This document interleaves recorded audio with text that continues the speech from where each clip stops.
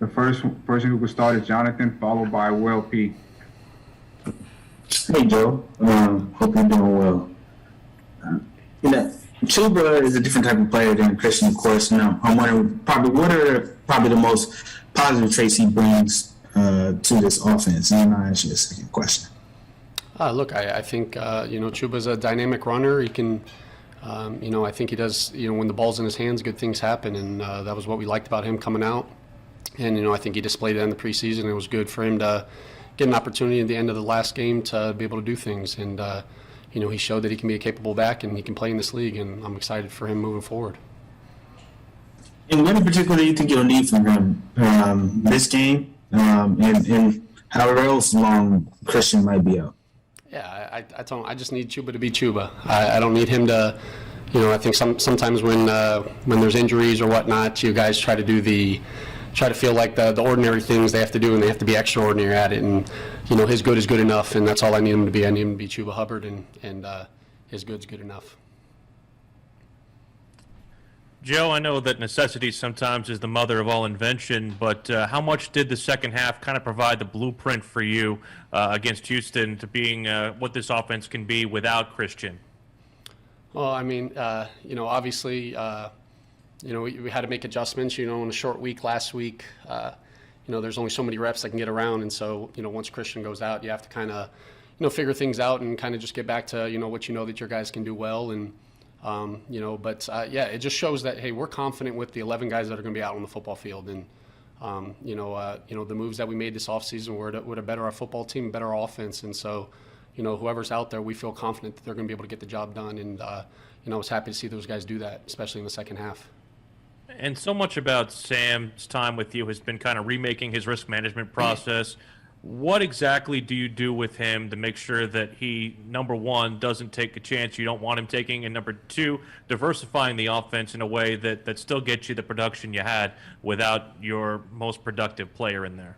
I mean, I think that'd be an answer that would get into a lot of specifics, but to me, it's more of just Sam just being confident, and him just playing within the system, and it's not anything that myself, Sean, or that we're doing specifically. That's he's just, I feel like just as games go on, he's just getting more confident, just an understanding and a feel of what we're expecting, and so it's not necessarily a risk management thing. It's more of him just playing confidently, and I think that's something that he will, and I hope for him to continue to build upon. David Newton, followed by Joe Person. Hey, Joe, good to have you here today. Wanted to ask you the first kind of a lighthearted question. What do you think of Sam being tied for the NFL lead in rushing touchdowns right now? Is that right? No, I'm good. Anytime there's touchdowns going around, I'm sure that's what everybody would have thought coming into the season. Now, anytime we're getting in the end zone, it doesn't matter who it is. It's a good thing. So I'm excited for him, and touchdowns are always good. And what do you like most about Sam's first 3 games, and what do you feel like he needs to improve on the most moving forward? The fact that we've been going 1-0 each week. That's really without getting anything in particular with Sam. That's when I come out of the game. That's really all I care about.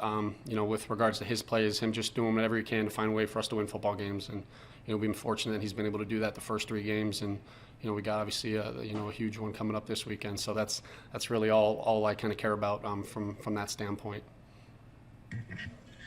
Hey, Joe, what did you learn about yourself as a play caller last year during those 13 games without Christian that could help you over the next few weeks? I think, like we kind of said going into the season, as a play caller, you have, football goes on, right? And so you're going to have to find a way to find out what your guys do well, and that's why we have a vision for every player on our offense. And so you're not necessarily forced to have to get creative necessarily, but you just have to sit there and say, hey, what do these guys do well? Regardless of if we started the season with the same 11 starters as we did, there's at the end of the day, 11 guys are always going to be out there. And, from a play calling standpoint, you have to trust that those guys, they're NFL football players and they're here for a reason. And, I have confidence in whoever's out on the field. And so from a play calling standpoint, it didn't change my mindset. It just shows that, hey, there's a reason these guys are in the NFL. And you get to maybe a little more creative with certain things. But outside of that, nothing crazy. Is this week a particular challenge because you're now without Christian and Dan Arnold? I think every week, presents challenges. Every week kind of has its own. There's nothing where you're kind of, hey, we're building off of something from the previous week, or we're trying to stack things, or hey, is this more? Every single week I think brings enough challenges as its own, and so I don't look at it from any one particular reason. It's just it's going to be a challenge just because it's the next one. It's the most important one because it's the next one. Antonio Ramos, followed by Darren. Thank you. Hey Joe, do you see Terrace Marshall's role increasing a little bit more that now without Dan Arnold? I know they play different positions, but they kind of attack the same zones on the field. Yeah, I mean, no, I don't think it's with Christian being out or Dan being out, from a role standpoint, we'll obviously see come Sunday, what changes might necessarily have to come from that, but.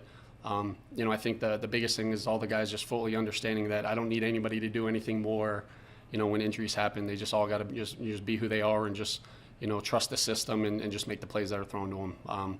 But we're not asking anybody to have to do anything more than, they're capable of doing. And also, Trevon Diggs is probably one of the best corners so far this season. What would you say is the best way to attack him, and how you plan to use DJ Moore and Robbie Anderson against him? You just want me to give away the whole game plan, huh?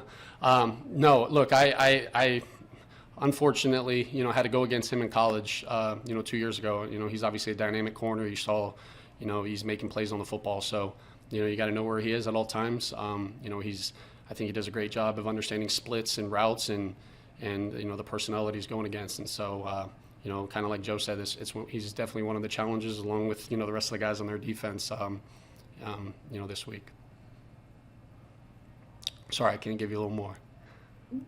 Joe, when we were talking to Sam yesterday, I asked him about the difference between Dan and Tommy as tight ends, and he kind of laughed and said, well, Dan's taller. Beyond that, what are there differences between those two and how they kind of fit into the passing game? Yeah, I mean, there's, I think all the tight ends in the room all bring like a different, kind of the things that we kind of talked about, along the way. But Tommy brings the versatility that, I feel like he, in the run game and the pass game, he brings, stuff to our offense. And without getting into the details of what, he does differently or whatnot, we feel confident that, in whatever role Tommy's in, he's going to be able to have success and, with the rest of that tight end group. Where have you seen the most growth out of Tommy over the course of this first month of the season or even training camp to now?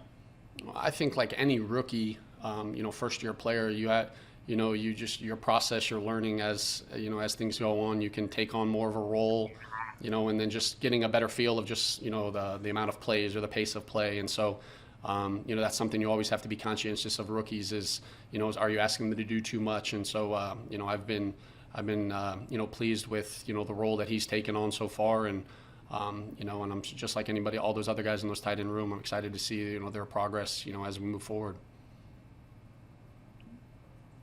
And we'll finish up with Skylar. So, Skylar, go ahead. Thank you.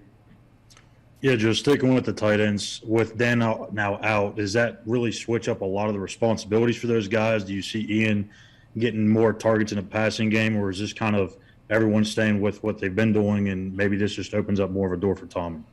Yeah, no. Well, we'll definitely see come Sunday, kind of how things kind of play out. But obviously, I thought, Dan did a great job for us, in the games that he was here. But like I've kind of said, I'm excited about that tight end group and, what they're going to bring to the table on Sunday, and then we'll kind of go from there. Thank you, Coach. Awesome. Thank you, guys. Appreciate you.